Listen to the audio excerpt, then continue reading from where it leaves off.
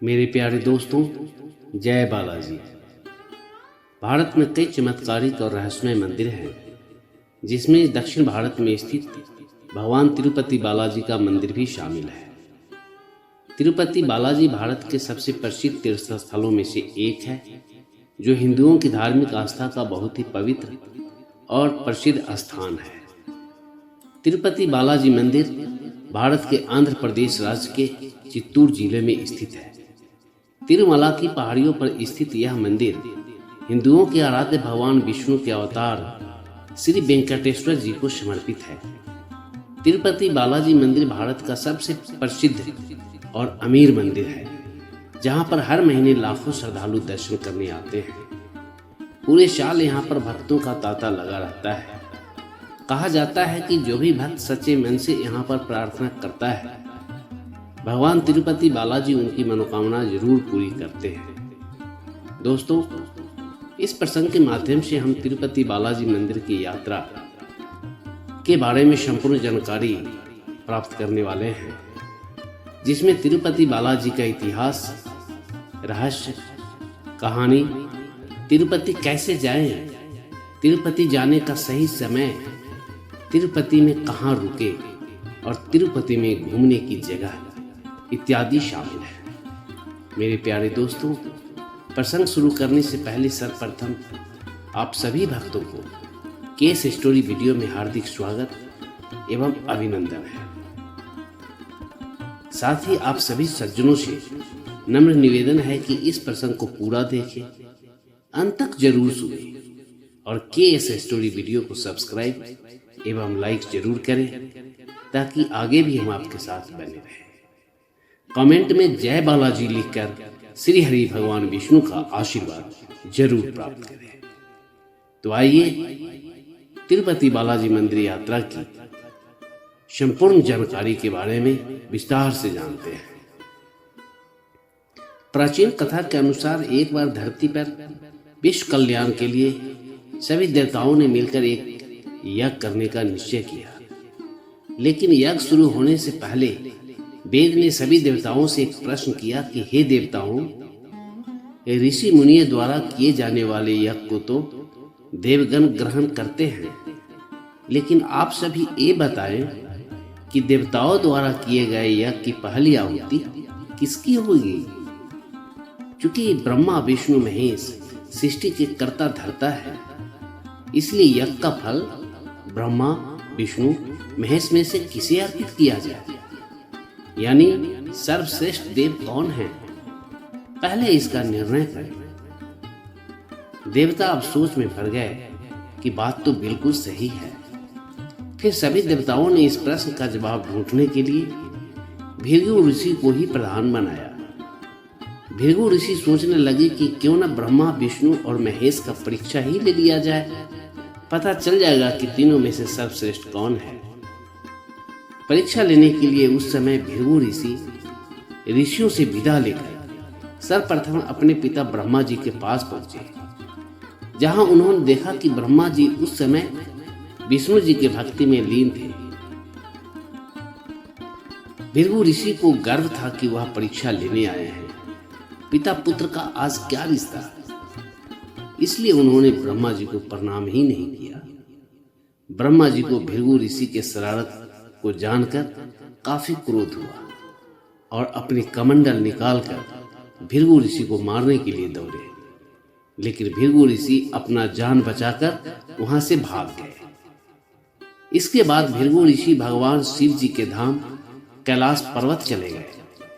भृगु ऋषि शिव गणों से आज्ञा लिए बिना सीधे वहां पहुंच गए, जहां भगवान भोलेनाथ माता पार्वती के साथ विश्राम कर रहे थे। भृगु ऋषि जब भगवान भोलेनाथ को प्रणाम न करके उनका अपमान किया, तो शिव जी के क्रोध का ठिकाना न रहा, और जैसे ही भगवान शिव जी अपना त्रिशूल उठाए कि भृगु ऋषि वहां से भी भाग निकले। अंत में वह भगवान विष्णु के पास क्षीर सागर पहुंचे, जहां श्री हरि शेष सैया पर लेटे निंद्रा में थे और देवी लक्ष्मी उनके चरण दबा रही थी। महर्षि भृगु 2 स्थानों से अपमानित करके भगाए गए थे। उनका मन बहुत दुखी था। विष्णु जी को सोता देख उन्हें बहुत गुस्सा आया और उन्होंने विष्णु जी को जगाने के लिए उनकी छाती पर एक लात जमा दी। विष्णु जी जाग उठे और भृगु ऋषि से बोले, हे ब्राह्मण देवता, मेरी छाती वज्र के समान कठोर है और आपका शरीर तप के कारण दुर्बल है। कहीं आपके पैर में चोट तो नहीं आई? आपने मुझे जगाकर मुझ पर बड़ी कृपा की है। आपका चरण चिन्ह मेरे वक्ष पर सदा अंकित रहेगा। अब भृगु ऋषि विष्णु भगवान की बात सुनकर सोचने लगे कि मैंने तो भगवान की परीक्षा लेने के लिए यह अपराध किया था, परंतु भगवान तो दंड देने के बदले मुस्कुरा रहे हैं, मेरी बड़ाई भी कर रहे हैं। इसके बाद उन्होंने निश्चय किया कि श्री हरि भगवान विष्णु जैसी विनम्रता किसी में भी नहीं है। भृगु ऋषि समझ गए कि हकीकत में भगवान श्री हरि ही महान एवं सर्वश्रेष्ठ है।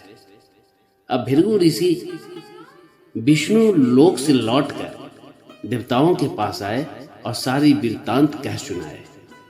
सभी देवताओं ने भृगु ऋषि की बात सुनकर भगवान श्री हरि को प्रणाम करते हुए उन्हें ही सर्वश्रेष्ठ घोषित किया और उन्हें ही यज्ञ समर्पित करने का निश्चय भी किया। लेकिन दूसरी तरफ भृगु ऋषि के दुर्भाव से माता लक्ष्मी को बहुत तकलीफ हुआ और उन्होंने श्री हरि और वैकुंठ लोक दोनों को ही परित्याग करने का मन बना लिया। माता लक्ष्मी के मन में बार बार एक ही बात आ रहा था कि मेरे सामने ही कोई मेरे स्वामी को प्रहार कर गया और स्वामी ने प्रतिकार भी नहीं किया। श्री हरि ने उदंड को दंड देने के स्थान पर उसके चरण पकड़ लिए और उल्टे क्षमा मांगने लगे। महालक्ष्मी को लगा कि वह जिस पति को संसार का सबसे शक्तिशाली समझती है, वास्तव में वह तो निर्बल है। यह धर्म की रक्षा करने के लिए अधर्मियों एवं दुष्टों का नाश कैसे करते होंगे। अब यह स्थान मेरे रहने लायक नहीं है, लेकिन मैं इस स्थान को त्यागूं कैसे? आखिर इसका त्याग कैसे करूं? अब माता लक्ष्मी उचित समय की प्रतीक्षा करने लगी। कुछ समय के बाद धरती पर हिरण्याक्ष का अत्याचार बढ़ने लगा और श्री हरि भगवान विष्णु हिरण्याक्ष के कोप से मुक्ति दिलाने और दुष्टों का संहार करने के लिए पृथ्वी पर वराह के रूप में अवतार लिया। माता लक्ष्मी को यही उचित समय लगा और उन्होंने उसी समय वैकुंठ का त्याग कर दिया और पृथ्वी पर एक वन में तपस्या करने लगे। तप करते करते उन्होंने अपना शरीर का भी परित्याग कर दिया। जब भगवान विष्णु जी वराह अवतार का अपना कार्य पूरा करके वैकुंठ लौटे तो महालक्ष्मी वहां पर नहीं मिली। श्री हरि ने उन्हें तीनों लोकों में खोजा, किंतु तप करके माता लक्ष्मी ने भ्रमित करने की अनुपम शक्ति प्राप्त कर ली थी। उसी शक्ति से उन्होंने श्री हरि को भी भ्रमित कर रखा था। आखिरकार श्री हरि को पता लग ही गया कि महालक्ष्मी कहां पर है, लेकिन तब तक महालक्ष्मी शरीर छोड़ चुकी थी। श्री हरि ने दिव्य दृष्टि से देखा कि लक्ष्मी जी ने चोलराज के घर में जन्म लिया है, जिसका नाम पद्मावती रखा गया था। पद्मावती रूपवती और गुणवती थी, साक्षात लक्ष्मी का अवतार। कुछ वर्षों के बाद पद्मावती विवाह के योग्य हो गई थी। अब विष्णु भगवान माता लक्ष्मी से मिलने के लिए बेचैन होने लगे। फिर उन्होंने एक ज्योतिष श्रीनिवास का रूप धारण किया और भविष्य बताने के बहाने पद्मावती को ढूंढने निकल पड़े। धीरे धीरे ज्योतिष श्रीनिवास की ख्याति पूरे चोलराज में फैल गई। चूंकि पद्मावती से श्रीनिवास अर्थात श्री हरि भगवान विष्णु बगीचे में भी मिल चुके थे और दोनों को एक दूसरे से प्यार भी हो गया था, इसलिए अब पद्मावती भी उनसे मिलने को व्याकुल थी। किंतु कोई पता ठिकाना न होने के कारण उनका मन चिंतित था। इस चिंता और प्रेम विरह में उन्होंने भोजन श्रृंगार इत्यादि का भी परित्याग कर दिया, जिसके कारण उनका शरीर काफी कमजोर हो गया था। राजा से पुत्री की यह दशा देखी नहीं जा रही थी। अब चोल नरेश अपनी पुत्री की दशा देखकर बहुत चिंतित रहते थे। इधर श्री हरि सोचने लगे कि महालक्ष्मी ने तो मानव रूप धरा है, तो अपनी प्रिय पत्नी को प्राप्त करने के लिए वह भी साधारण मानवों की तरह समान व्यवहार करेंगे और महालक्ष्मी जी का हृदय और विश्वास जीतेंगे। अब भगवान श्री हरि ने ज्योतिषी का रूप धरा और पृथ्वी लोक पर चोल नरेश के राज्य में निवास करते हुए महालक्ष्मी से मिलने के लिए उचित अवसर की प्रतीक्षा करने लगे और वह अवसर आखिर आ ही गया। राजा चोल नरेश को चिंतित देखकर किसी ने ज्योतिषी श्रीनिवास की प्रसिद्धि के बारे में बताया और एक दिन चोल नरेश ने ज्योतिषी को अपने राजमहल में बुलाया और अपनी कन्या पद्मावती की दशा के बारे में बताने को कहा। ज्योतिषी राजकुमारी का हाल समझने पहुंचे तो पद्मावती को देखकर प्रसन्न हो गए। उन्होंने पद्मावती का हाथ अपने हाथ में लिया। कुछ देर तक पढ़ने का स्वांग करने के बाद बोले, महाराज, आपकी पुत्री प्रेम की विरह में जल रही है। आप इनका शीघ्र विवाह कर दें तो ये स्वस्थ हो जाएंगे। पद्मावती ने अब ज्योतिषी की ओर देखा। देखते ही पहचान लिया। उनके मुख पर प्रसन्नता के भाव आए और वह हंस पड़ी। काफी दिनों बाद पुत्री को प्रसन्न देखकर राजा को लगा कि ज्योतिषी का अनुमान बिल्कुल सही है। राजा ने ज्योतिषी से पूछा, ज्योतिषी महाराज, यदि आपको यह पता है कि मेरी पुत्री प्रेम के विरह में पीड़ित है, तो आपको यह भी पता होगा कि मेरी पुत्री किससे प्रेम करती है। आप उस व्यक्ति के बारे में बताएं। मैं अपनी राजकुमारी का विवाह उसी व्यक्ति से कर दूंगा। राजा चोल नरेश की बात सुनकर ज्योतिषी ने कहा, महाराज, आपकी पुत्री एक दिन वन में फूल चुनने गई थी, जहां पर एक हाथी ने आपकी राजकुमारी पर हमला कर दिया और आपके सैनिक और दासियां भाग खड़ी हुई। तब एक धनुर्धर ने राजकुमारी के प्राण बचाए थे। फिर राजा ने कहा, हाँ, मेरे सैनिकों ने बताया था कि एक दिन ऐसी घटना घटी थी, लेकिन मेरी पुत्री के प्रेम से उस घटना का क्या मतलब है। तब ज्योतिषी ने कहा, महाराज, उस दिन से आपकी राजकुमारी को उस धनुर्धारी से प्यार हो गया और वह कोई साधारण युवक नहीं, बल्कि शंख चक्रधारी स्वयं भगवान विष्णु ही हैं। इस समय बैकुंठ को छोड़कर मानव रूप में श्रीनिवास के नाम से पृथ्वी पर वास कर रहे हैं। आप अपनी पुत्री का विवाह उनसे करें। मैं इसकी सारी व्यवस्था करा दूंगा। यह बात सुनकर राजा प्रसन्न हो गए कि स्वयं भगवान विष्णु हमारे जमाई बनेंगे। दोस्तों, ज्योतिष का ही नाम श्रीनिवास था। अब श्रीनिवास और पद्मावती का विवाह तय हो गया।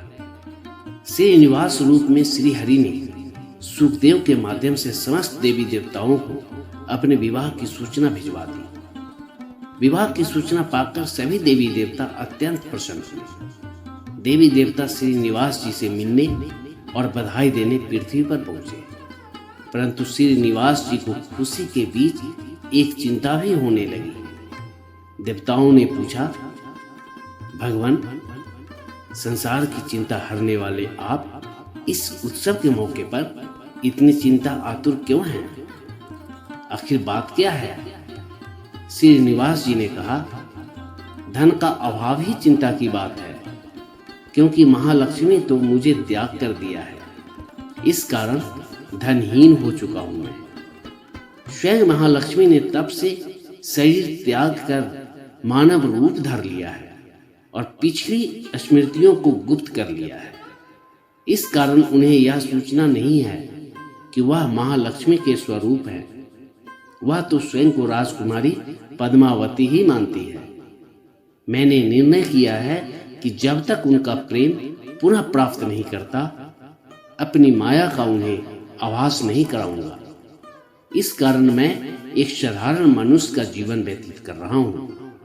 अब स्वयं महालक्ष्मी राजकुमारी है, इसलिए राजा की पुत्री से शादी करने और घर बसाने के लिए धन, वैभव और ऐश्वर्य की जरूरत है। मैं धन, वैभव और ऐश्वर्य कहां से लाऊं? अब स्वयं नारायण को धन की कमी सताने लगी। मानव रूप में आए प्रभु को भी विवाह के लिए धन की आवश्यकता हुई। यही तो ईश्वर की लीला है।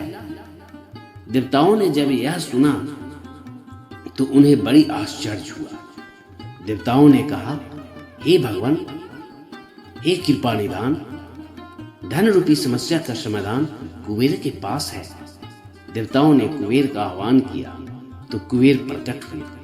देवताओं ने कुबेर से सारी बात कह सुनाई। कुबेर ने कहा, यह तो मेरे लिए प्रसन्नता की बात है कि आपके लिए कुछ कर सकूं। हे प्रभु, कुबेर का कोष आपकी कृपा से ही रक्षित है।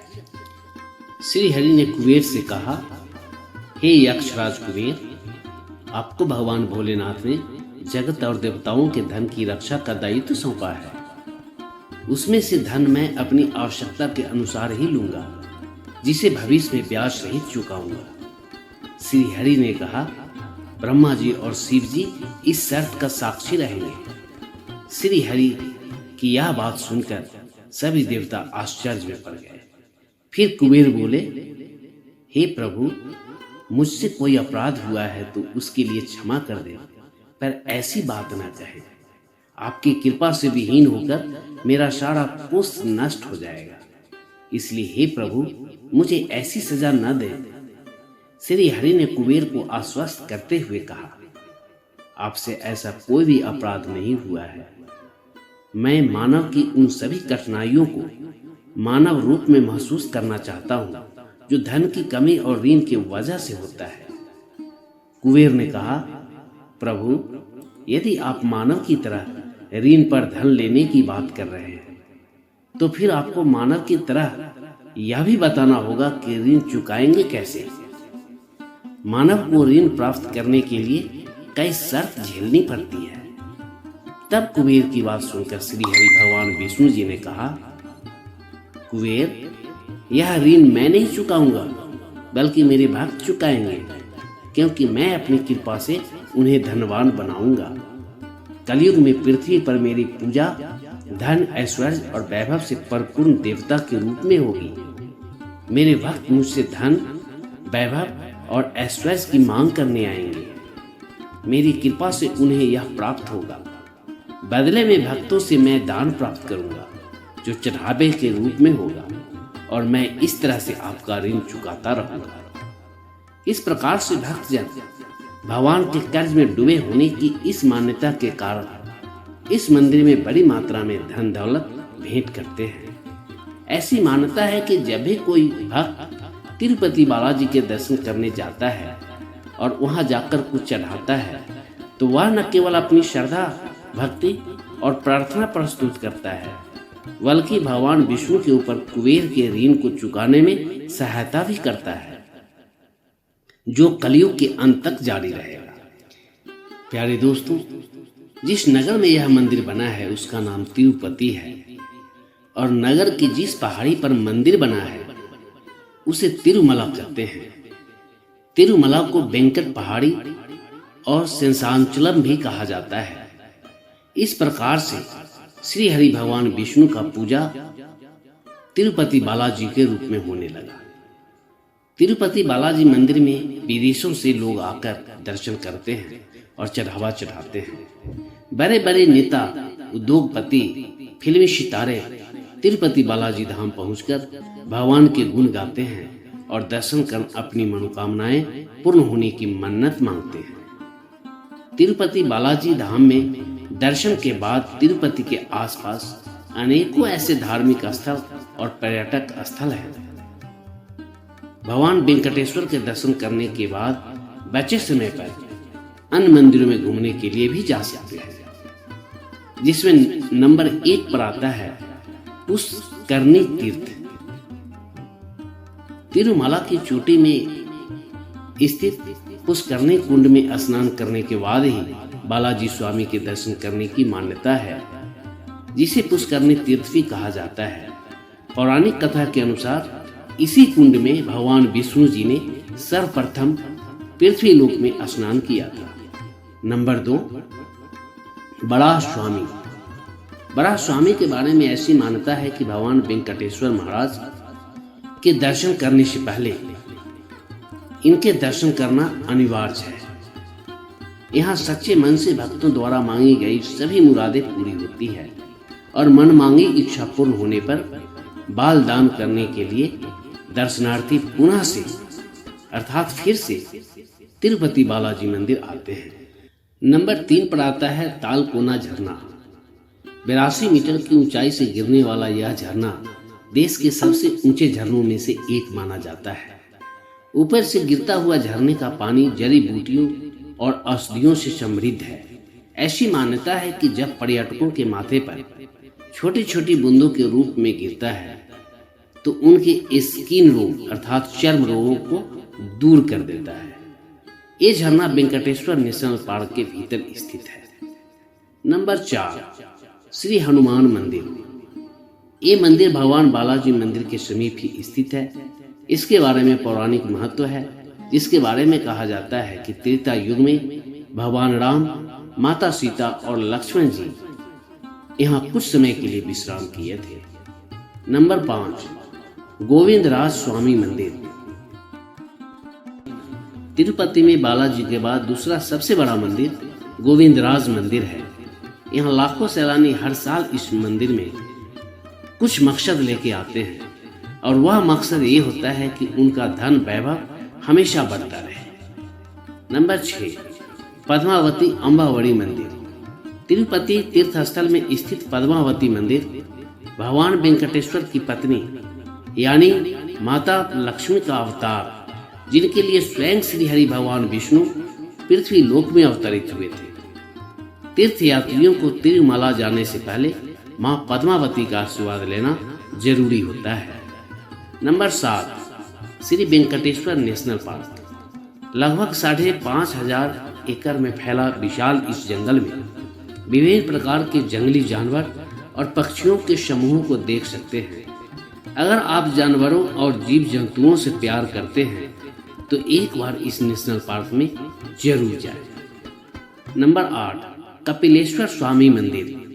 प्रकृति के सौंदर्य वातावरण के बीच स्थित यह मंदिर तिरुपति का एकमात्र शिव मंदिर है जो तिरुमला के 108 पवित्र सिद्धांतों में से एक है। यहीं पर कपिल ऋषि ने तपस्या किए थे। नंबर 9 यह एक विशालकाय चट्टान है जो कि दुनिया के 3 प्राकृतिक चट्टानों में से एक है। इन्हें दूर से देखने पर नाग और शंख के जैसे प्रतीत होती है। इसके बारे में ऐसा माना जाता है कि तिरुमला में भगवान वेंकटेश्वर की मूर्ति का स्रोत है। वैज्ञानिक रिसर्च के मुताबिक ये चट्टानें लगभग 150 करोड़ वर्ष पुरानी बताई जाती है। Number 10 Parashurameswaram temple. तिरुपति बालाजी से 20 किलोमीटर की दूरी पर स्थित इस मंदिर का महत्व इसलिए है कि यहीं पर सबसे पहले लिंगम की खोज की गई थी। प्यारे दोस्तों, तिरुपति बालाजी मंदिर में भक्तों की संख्या कभी कभी इतनी ज़्यादा बढ़ जाती है कि उन्हें दर्शन करने के लिए 36 घंटे तक भी लाइन में लगने पड़ जाते हैं। इसलिए कम से कम 3 दिन का समय निकाल करके ही आप बालाजी की यात्रा पर जाएं। तिरुपति बालाजी घूमने का कुल खर्च वैसे तो 2,500-3,000 रुपये में भी हो जा सकता है, लेकिन ये आपके ऊपर निर्भर करता है कि आपका कुल बजट क्या है। अब बात आती है तिरुपति बालाजी के दर्शन के नियम का। तो आपको बता दूं कि भगवान वेंकटेश्वर के दर्शन करने जाने से पहले अच्छी तरह आराम करके नींद ग्रहण कर लें, क्योंकि मंदिर में दर्शन करने के लिए यदि आप निःशुल्क लाइन में लगकर जाते हैं तो 10 से 18 घंटे का टाइम लग जाता है। तिरुपति यात्रा पर जा रहे हैं तो अपना आधार कार्ड अर्थात आईडी प्रूफ भी साथ लेकर जाएं। मंदिर में दर्शन करने के लिए सफेद धोती कमर के नीचे पहनना होता है या फिर कुर्ता पैजामा भी पहन सकते हैं। तिरुपति की यात्रा में जा रहे हैं तो पहले से ही कपड़े साथ में रख लें, या फिर आपको मंदिर परिसर में स्थित अनेकों दुकानें ऐसी मिल जाएंगी जहां पे लुंगी मिल जाती है। भगवान वेंकटेश्वर को अन्न का भोग लगाया जाता है। भगवान वेंकटेश्वर के दर्शन करते समय जब गर्भगृह के करीब पहुंच जाएं तो बिल्कुल सीधा देखते रहें, क्योंकि भगवान के दर्शन मात्र 5 सेकंड के अंदर ही करने को मिलते हैं, इसलिए पहले से सीधा देखते रहेंगे तो दर्शन आपको कुछ क्षण ज्यादा देर तक हो पाएंगे। तिरुपति बालाजी मंदिर में पारंपरिक दर्शन करने के लिए सबसे पहले वराह मंदिर में दर्शन किया जाता है। इसके पश्चात अपनी श्रद्धा अनुसार अपने केश कल्याण कट्टा में दान करने के बाद पुष्करणी सरोवर में स्नान करने के बाद नारियल हुंडी में नारियल चढ़ाते हुए दीपक जलाया जाता है और फिर बालाजी के दर्शन के लिए आगे प्रस्थान किया जाता है। मंदिर में दर्शन करने के बाद जैसे आप बाहर निकलते हैं, लड्डू का काउंटर बना हुआ है जहां तिरुपति बालाजी का प्रसाद लिया जाता है। साथ ही दिव्यांगों के लिए महाद्वारम प्रवेश द्वार से दर्शन करने की सुविधा उपलब्ध है, जिसमें तिरुपति बालाजी ट्रस्ट के कर्मचारी दिव्यांगों के दर्शन करने में मदद करते हैं। जहां तक तिरुपति बालाजी मंदिर यात्रा पर जाने का प्रश्न है, तो आप अपनी सुविधा अनुसार वायु मार्ग, रेल मार्ग और सड़क मार्ग से जा सकते हैं। आप आसानी से तिरुपति बालाजी धाम की यात्रा कर सकते हैं। तिरुपति पहुंचकर तिरुमाला की यात्रा आप बस से कर सकते हैं। हर 10 मिनट में तिरुमाला के लिए बस मिल जाती है। तिरुपति से 2 किलोमीटर चलने के बाद तिरुपति के सप्तगिरी टोल प्लाजा में सभी यात्रियों के सामान की जांच और पूरे वाहन की जांच की जाती है, ताकि कोई भी अवैध सामग्री साथ लेकर ना जा सके। अगर आंध्र प्रदेश के पड़ोसी राज्यों से यदि तिरुपति की यात्रा करना चाहते हैं तो सरकारी परिवहन की बसें पड़ोसी राज्यों तक चलती रहती है। तिरुपति राष्ट्रीय राजमार्ग 71 पर स्थित है। आसानी से बस, टैक्सी, निजी वाहन से पहुंचा जा सकता है। तिरुपति बालाजी धाम की यात्रा यदि हवाई जहाज से करना चाहते हैं तो सबसे नजदीकी तिरुपति हवाई अड्डा है। दिल्ली, बेंगलुरु, चेन्नई, हैदराबाद से घरेलू विमान सेवाएं उपलब्ध रहती है। आप तिरुपति पहुंचकर तिरुमूला के लिए बस पकड़ सकते हैं। यह बस आपको 40 से 45 मिनट में तिरुमूला देव स्थान पहुंचा देती है। तिरुपति बालाजी मंदिर रेलगाड़ी से भी आप जा सकते हैं। रेलगाड़ी से तिरुपति पहुंचने के लिए रेनीगुंटा रेलवे जंक्शन सबसे पास में पड़ता है। यह तिरुपति से 10 किलोमीटर की दूरी पर स्थित है। भारत के विभिन्न शहरों में रेनीगुंटा रेलवे जंक्शन तक पहुंचा जा सकता है। बस या टैक्सी से तिरुपति बालाजी मंदिर पहुंच सकते हैं। इसके अलावा तिरुपति बालाजी धाम के पास तिरुपति रेलवे स्टेशन मौजूद है।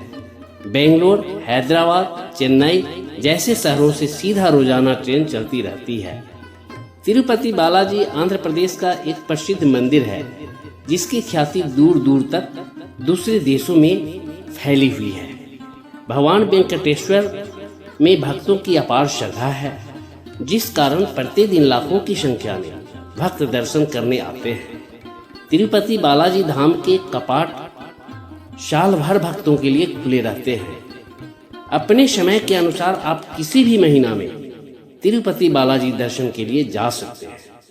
तिरुपति बालाजी में सितंबर से अक्टूबर के महीने में आयोजित किए जाने वाले ब्रह्म उत्सव सबसे बड़ा पर्व है, जिसे देखने के लिए जरूर जाना चाहिए। तिरुपति फरवरी महीने में दर्शन के लिए पहुंचे, क्योंकि गर्मी के मौसम में तिरुपति में गर्मी अधिक पड़ती है। तिरुपति बालाजी में ठहरने के लिए तिरुमला में अनेकों होटल और धर्मशाला बनी हुई है। आप अपनी सुविधा अनुसार कहीं भी ठहर सकते हैं। आप चाहें तो तिरुपति तिरुमला देवस्थान की आधिकारिक वेबसाइट पर जाकर ऑनलाइन रूम बुक कर सकते हैं। आप यात्री निवास पर रुकने के लिए आपके पास आधार कार्ड होना चाहिए।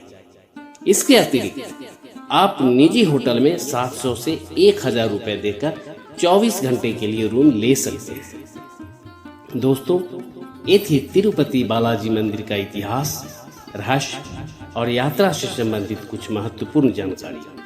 प्रसंग यहीं पर समाप्त हो रहा है और हम आशा करते हैं कि यह प्रसंग आपको अच्छा लगा होगा। भगवान तिरुपति बालाजी के पावन आशीर्वाद आप सभी भक्तों, दर्शकों एवं सब्सक्राइबरों को प्राप्त होगा। साथ ही आप सभी को तिरुपति बालाजी दर्शन यात्रा की ढेर सारी शुभकामनाएं। दोस्तों, मैं अपने सभी दर्शक और सब्सक्राइबर को तहे दिल से धन्यवाद करता हूं कि आप सभी ने मुझे ढेर सारा प्यार दिया है और आशा करता हूं कि आगे भी आपका प्यार मुझे मिलता रहेगा। दोस्तों, अगर हमारे वीडियो की कहानी आप सभी को अच्छा लगता है तो please KS story video channel को सब्सक्राइब लाइक जरूर करें, वीडियो शेयर भी करें और हाँ, आप हमें अपना बेस्ट सुझाव कमेंट के द्वारा जरूर दें। सभी मिलकर बोलिए तिरुपति बालाजी की जय। धन्यवाद।